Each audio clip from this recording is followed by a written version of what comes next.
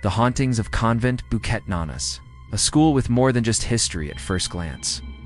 Convent Bukit Nanas looks like any other elite girls' school nestled on a hill, surrounded by ancient trees and humming with youthful energy and school pride. Dressed in what looks like a nun's habit or a long white gown, with hair so long it brushes the floor. She's most often spotted around the upper floors near the chapel and the former dormitories.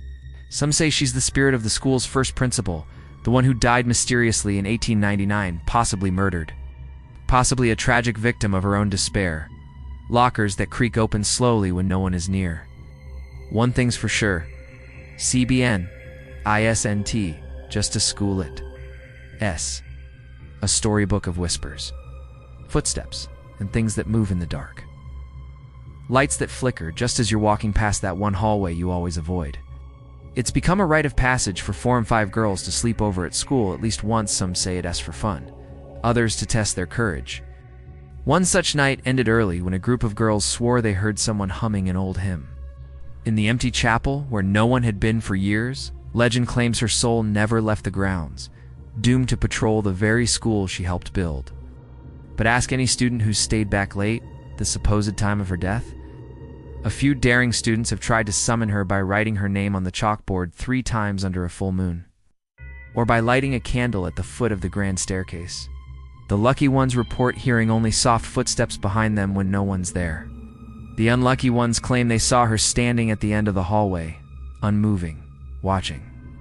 And they'll tell you that once the sun goes down, CBN becomes something else entirely. The most well-known tale is that of the woman in white, a ghostly figure said to drift silently along the school's dimly lit corridors. Phantom baby cries are often heard in the dead of night, especially near the old music room and the infirmary. These cries are high-pitched, desperate, and sometimes accompanied by the sound of tiny footsteps. This ties into the wartime history of the school, when it sheltered abandoned infants during the Japanese occupation. Not all of them survived.